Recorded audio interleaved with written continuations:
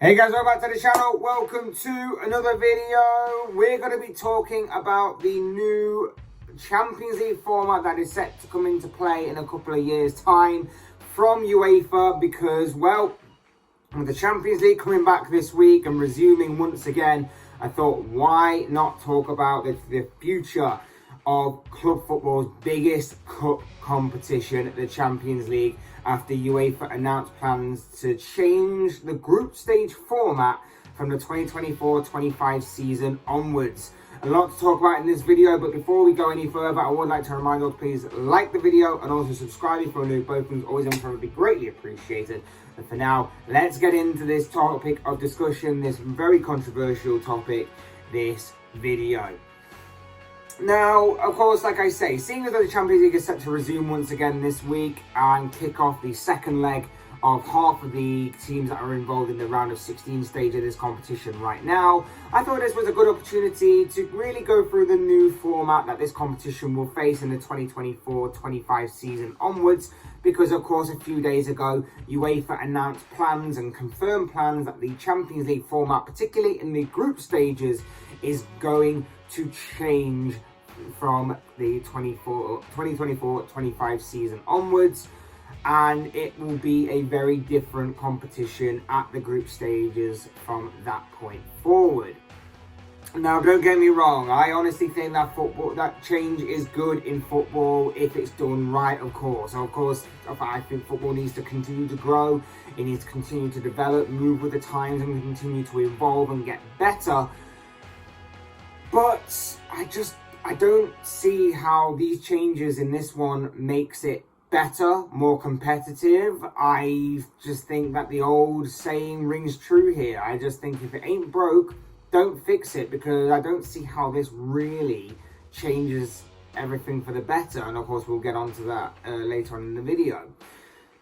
Like I say, I can understand why football and the Champions League in some aspects may need changing. I get that, I understand that, but it has to be done right. And to me, some of the changes that we're going to be talking about here seem a little bit extreme, I guess is the word, and only fit for one purpose. Money. Money. It overall has very little to do with the competition itself. It has very little to do with the competitive nature of the competition, in my opinion, and all centres around money. Hence why some of these changes, I'm sure, will back up that claim.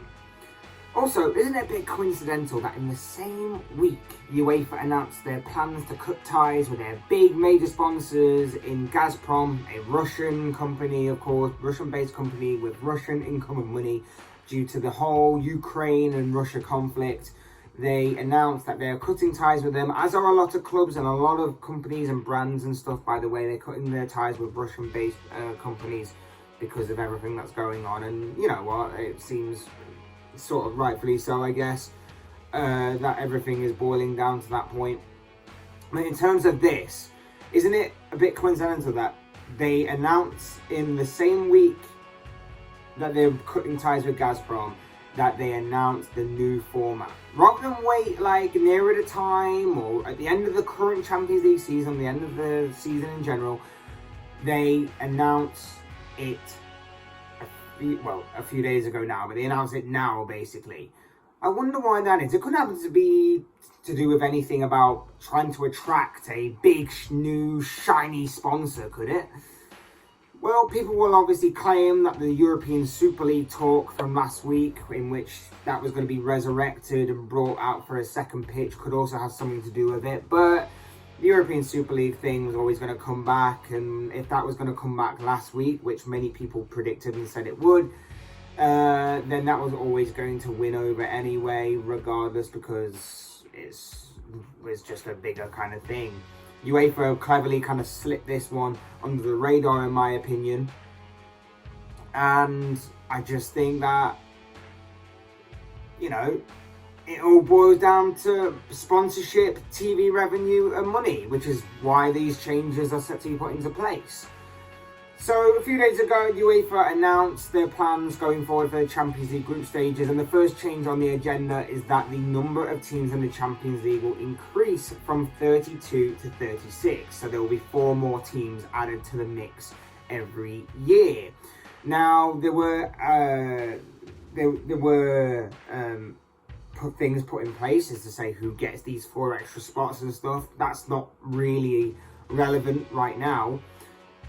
To me, though, this rule is a bit baffling because I'm unsure over who gets those places, but at the same time, in my opinion, one of the reasons why many people find the Champions League group stages to be not that exciting, interesting, or entertaining is simply because it's got oversaturated with teams from the lesser countries, the lower leagues, or whatever it may be, with all due respect. I'm not being disrespectful when I say that, but when you've got your top tier European clubs matching up against your bottom tier lower league, lower country clubs from around Europe and the smaller countries, it's just, you get a shock here and there, of course you will, but it's nothing major to sustain. Now, I will say that the Champions League group stages in the recent years have got a little bit more competitive, I would say, on paper, because you're starting to see some of the bigger teams drop down a couple of pots to pot B, pot C, pot D, rather than all being in pot A. For example, this season you had PSG and Manchester City in the same group. Okay, both teams were the favourites to go on and qualify into the knockout stages from that group, and they did, but you still had that. You had Liverpool's, what many people perceive to be the group of death, in which Liverpool were put in a group of Atletico Madrid, Porto and AC Milan. A proper Champions League group, that one, which everyone said, oh, any team could progress. But Liverpool passed with flying colours. They won all 6 of their Champions League group stage games. And you also had Barcelona be knocked out of the Champions League in the group stages for the first time in seemingly forever, when Benfica and Bayern Munich knocked them out. Again, they're a club that's fallen on hard times, of course, but that's still a big Goliath in the Champions League that have been knocked out.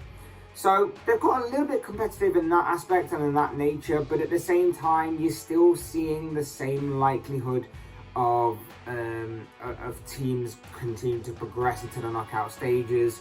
You're still seeing Goliath actually beat David in this aspect. With, you know, there'll still be like a few exceptions. You'll still get groups that are quite where the playing field is quite level, or you'll get like one far out winner and then 2 teams that are battling to either get into the Champions League or will fall into the Europa League, and then the 4th team just there to make up the numbers, however that may be. And you look at it, and that's just basically how I see it anyway. And another example of this is, of course, this season with Champions League debutants Moldovan side Sheriff. They came into this, it's their debut season. They picked up a couple of big wins to kick off their Champions League campaign. One especially was against the most successful team in this competition in Real Madrid. They actually beat Real Madrid. But in the end, it didn't mean anything. It didn't really mean anything because after a while, they started to wear off and everything just kind of collapsed for them. They picked up 2 wins from 2, and then the wheels completely fell off their Champions League season, and ultimately it led to them being knocked out, and it didn't really lead to anything. So again, it kind of, in that aspect, it kind of proves that they were just there to sort of make up the numbers. They produced a shock, and it was a massive moment for them. It was a massive moment for the competition, but no one really remembers it now because they're not in the knockout stages. They haven't progressed that far. So I just think that if you're increasing the number of teams, unless they're going to be teams from the top tier leagues, there's really no point in increasing it and allowing more inclusivity. Like, don't get me wrong, it's great that teams get to play all these different countries and play against these different players, and these teams and these players from these other smaller countries get a bigger stage to progress this, to shine, basically.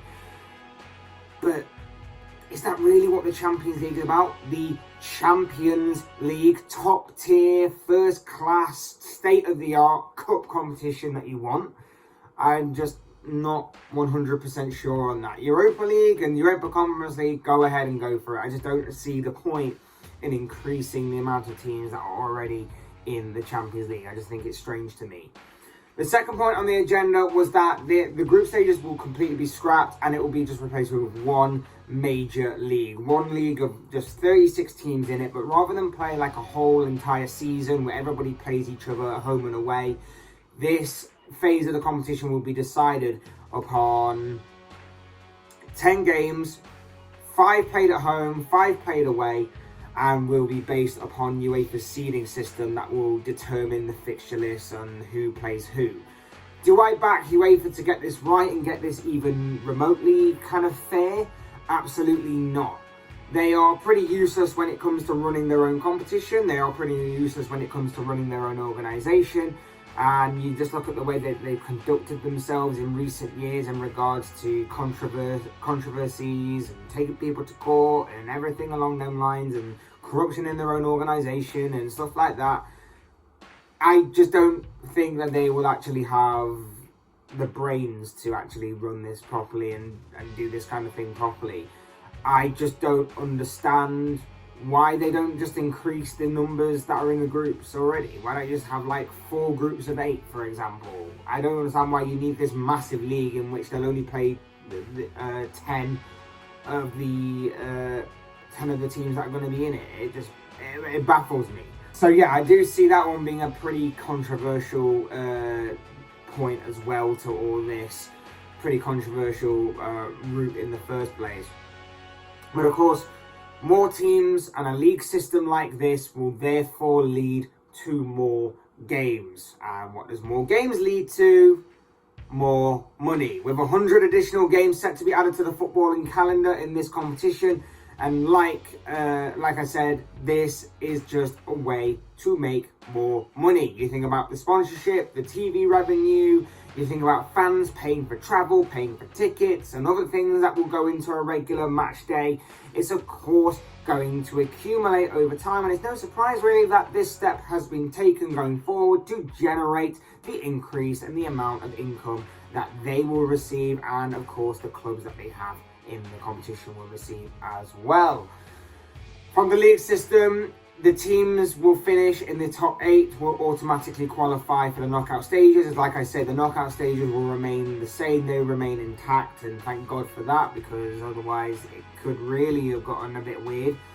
But the teams that will finish from 9th to 24th will compete in a 2-legged playoff to secure their path to the last 16. Whilst I understand that playoffs can be exciting, I have always found them to be very harsh on the team that misses out on qualifying automatically by, say, a single point or a goal from goal difference or whatever it may be that the scenario is at that time.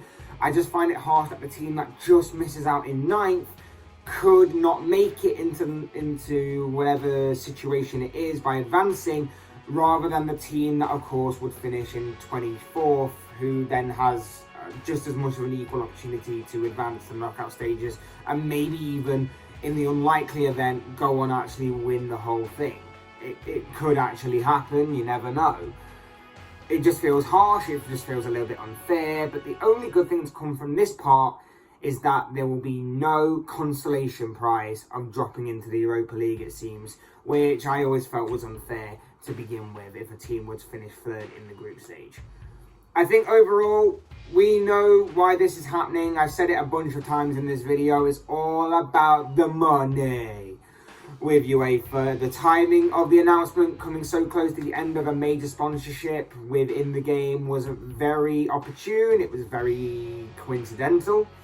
It's kind of gone a little bit under the radar in my opinion, given the whole Super League talk of last week within football, and of course overall the whole current world of global events that are currently taking place, of course, which obviously is something we shouldn't turn a blind eye to.